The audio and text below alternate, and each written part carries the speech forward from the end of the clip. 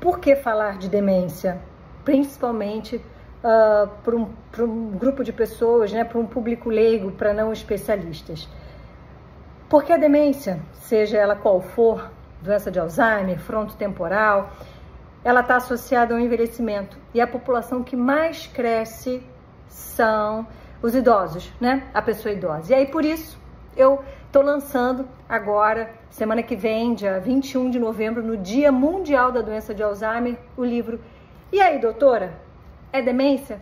As principais dúvidas dos familiares, filhos, netos, cônjuges, não importa, amigos, ao longo da jornada. A demência é uma doença social, é uma doença da família.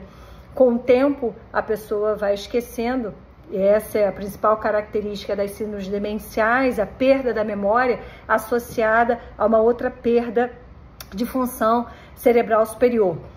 Reconhecimento, cálculos, planejamento, execução de tarefas, organização, a pessoa no início, né, perda de juízo principalmente, a orientação no tempo e no espaço, a ponto que no início o familiar, isso é coisa de velho, não, ele sempre foi assim mesmo, só está piorando. Será que é isso mesmo? Então, nesse livro, eu separo ao longo dessa minha trajetória profissional 20 dúvidas, as principais na fase leve, as 20 principais da fase moderada e as 20 principais na fase avançada, o quiçá terminal. Claro que isso é um conjunto de escolhas, então tem muito mais, é um livro até fino, não tem nem 80 páginas, para começar a estimular você a buscar conhecimento sobre isso. Mesmo que não tenha contato hoje com alguma pessoa idosa, portadora de demência, fatalmente você esbarrou com alguém. Mesmo que você não diga que aquela senhora tem demência, se ela for no especialista, é possível que a partir de testes de maior sensibilidade, como o teste do relógio, o Minimenton, o MoCA, a gente consiga perceber algum desses. Antes da demência propriamente dito, desse diagnóstico, existe uma outra possibilidade, que é o comprometimento cognitivo leve, ou transtorno cognitivo leve ou menor. E isso já abre, né, esse diagnóstico já abre uma paisagem para a gente, uma janela do que pode acontecer. Muitas pessoas com transtorno cognitivo leve pode sim, a maioria evolui para demência, a maioria eu estou exagerando, em torno de 30% a 40%, né, 35%. Outras não evoluem, permanecem como estão. E dependendo, a outra terça parte, né, pode até melhorar, vai depender desses estímulos. Geralmente o transtorno cognitivo leve tem médicos que medicam, eu particularmente não gosto de começar a medicação neste momento. Eu acho que a gente pode trabalhar com que a pessoa se motive ao treinamento cognitivo, ao estímulo cognitivo, com leitura, com palavras cruzadas, com cálculos, com amizades, com atividade física, com cuidado na alimentação, com rotina, tendo uma rotina, se engajando, se interessando pela vida.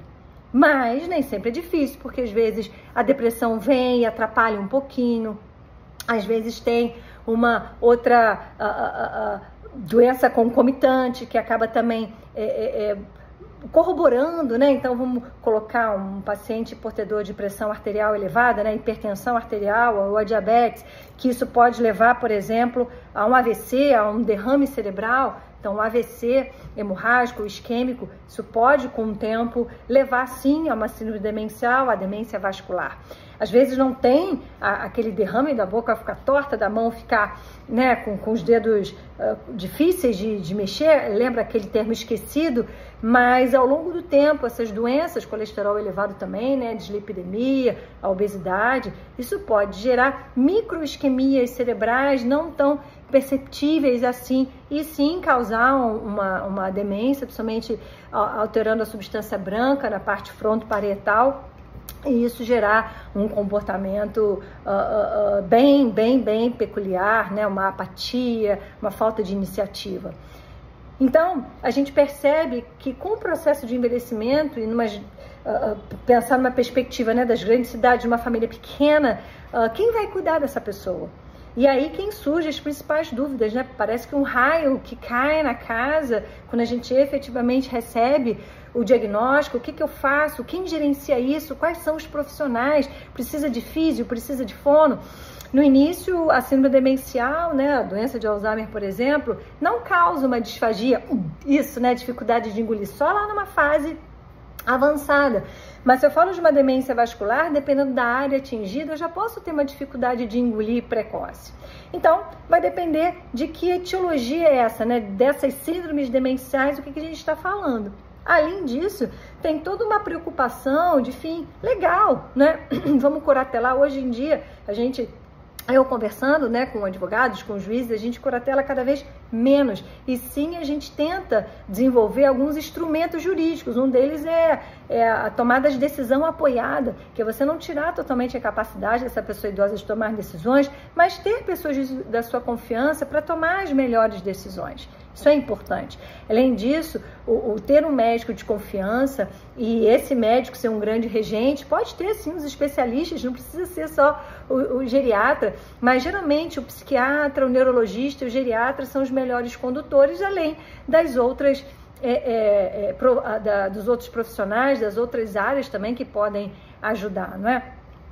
A fisioterapia e a fono, sem dúvida nenhuma, elas são importantíssimas, né? A fono, principalmente na fase avançada, mas no início, uma terapia ocupacional, uma arte-terapia, uma musicoterapia, a gente pode trabalhar com diferentes insights, né? Com diferentes estímulos para que essa pessoa se mantenha ainda ativa, se mantenha viva, se mantenha propícia de alguma forma para sua qualidade de vida, claro, dignidade, mas para tomar as rédeas, o que é possível, né? Será que se ela não tomar conta da medicação, ela pode tomar conta das roupas, ela pode tomar conta de alguma coisa ligada aos objetos pessoais dela? A gente pode trabalhar em casa com etiquetas, com organização, com caixas, com uma rotina onde ela escreva o que tem que fazer. Isso tudo é importante e vai ajudar. E esse livro, então, eu falo um pouquinho disso. Se você estiver interessado, me manda uma mensagem. Eu sei que esse vídeo é pelo YouTube, mas lá no Instagram vocês podem